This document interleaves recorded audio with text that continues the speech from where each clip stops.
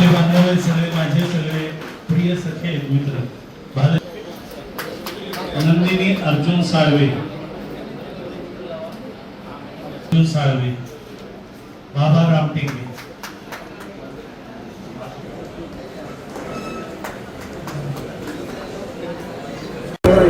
आज अशी बैठक पार पडली, नेमका काय उद्देश होता आणि या बैठकीमध्ये काय सूचना होत्या?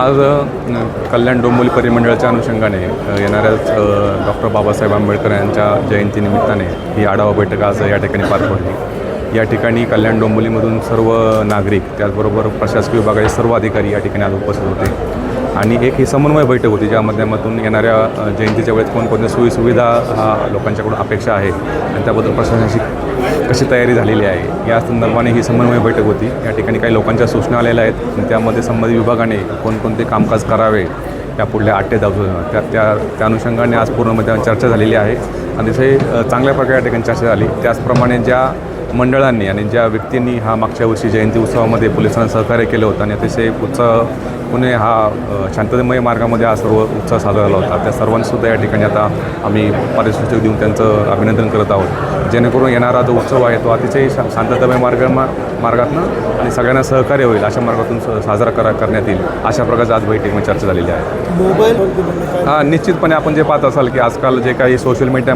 माध्यमातून ज्या काही पोस्ट व्हायरल होतात, त्या पोस्ट व्हायरल होत असताना आपणही त्या कळत नकळत फॉरवर्ड करत असतो आणि त्या आल्या कुठून कशा प्रकारे आपल्यापर्यंत पोहोचल्या याचं कोणतंही व्हेरिफिकेशन हे आपल्या स्तरावरती होत नाही आणि अशा एखाद्या पोस्टमधून त्या ठिकाणी सामाजिक सुव्यवस्था असेल त्या ठिकाणी कायदा सुव्यवस्था प्रश्न तयार होतो।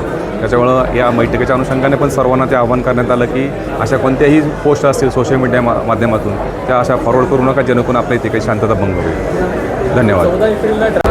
सर, नागरिकांनी नाराजगी व्यक्त केली आहे, काही ठिकाणी लाईट नाही किंवा धुण्याचं व्यवस्था नाही, अनेक ठिकाणी पुतळे धुतले जात नाही अशी नाराजगी व्यक्त केली आहे। नेमका आज आपण काय सूचना करणार आहात? अधिकाऱ्यांनी कशा प्रकारचे उपाय?